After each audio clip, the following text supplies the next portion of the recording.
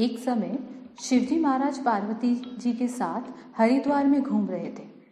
पार्वती जी ने देखा कि सहस्त्रों मनुष्य गंगा में नहा नहाकर हर हर हर हर कहते चले जा रहे थे, परंतु प्राय सभी दुख और पाप परायण हैं। पार्वती जी ने बड़े आश्चर्य से शिवजी से पूछा, हे देव, गंगा में इतनी बार स्नान करने पर भी इनके पाप और दुखों का नाश क्यों नहीं हुआ?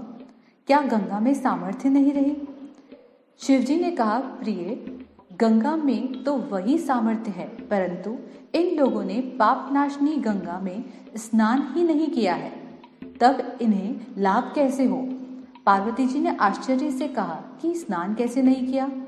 सभी तो नहा नहा करके आ रहे हैं, अभी तक इनके शरीर भी नहीं सूखे हैं। शिवजी ने कहा, ये केवल जल में डुबकी लगा करके आ रहे हैं, तुम्हें कल इसका रहस्य समझाऊंगा।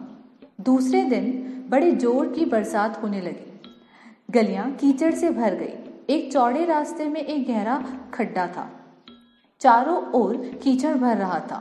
शिवजी ने लीला से ही वृद्ध रूप धारण कर लिया और दीन विवश की तरह गड्ढे में जाकर के ऐसे पड़ गए जैसे कोई मनुष्य चलते चलते गड्ढे में गिर पड़ा हो और निकलने की चेष्टा करने पर भी नहीं निकल पा रहा हो।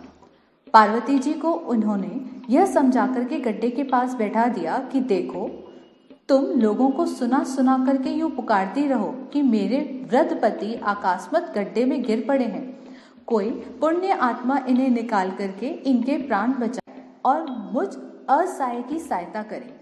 शिवजी ने यह और समझा दिया कि जब कोई गड्ढे में से मुझे निकालने को तैयार हो, तब इतना और कह देना, भाई, मेरे पति सर्वथा निष्पाप हैं, इन्हें वही छुए जो स्वयं निष्पाप हो। यदि आप निष्पाप हैं तो इनके हाथ लगाइए, नहीं तो हाथ लगाते ही आप भस्म हो जाएंगे।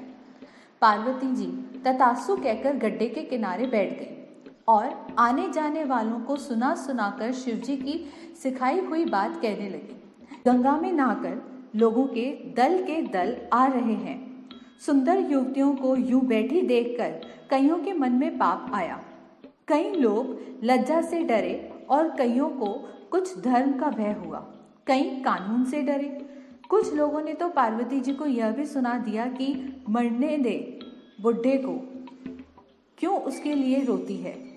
आगे और कुछ दयालु सच्चरित्र पुरुष थे।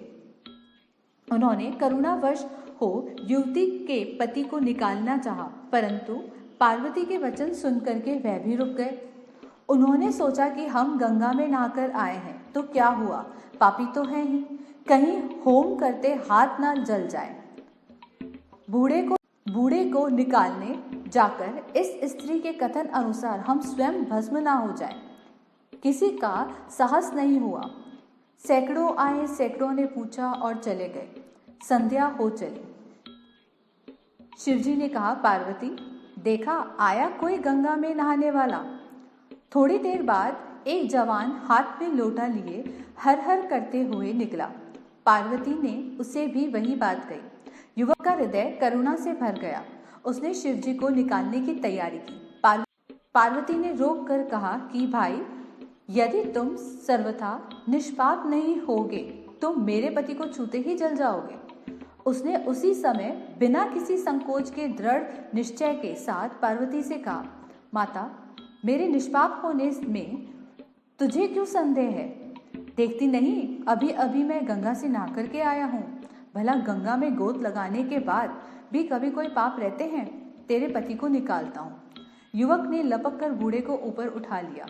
शिव पार्वती ने उसे अधिकारी समझकर अपनी असली स्वरूप प्रकट कर उसे दर्शन देकर कृतार्थ किया। शिवजी ने पार्वती से कहा कि इतने लोगों में से इस एक ही ने गंगा स्नान किया है। इसी दृष्टांत के अनुसार जो लोग बिना श्रद्धा और विश्वास के केवल दंभ के लिए गंगा स्नान करते हैं, उन्हें वास्तविक फल नहीं मिलता। परंतु इसका यह मतलब नहीं है कि गंगा स्नान व्यर्थ जाता है। विश्वास के साथ किए गए गंगा स्नान का वास्तविक फल मिलता है। आशा है कि आपको मेरे द्वारा दी गई जानकारी पसंद आई होगी। यदि कोई गलती हो तो क्षमा करें।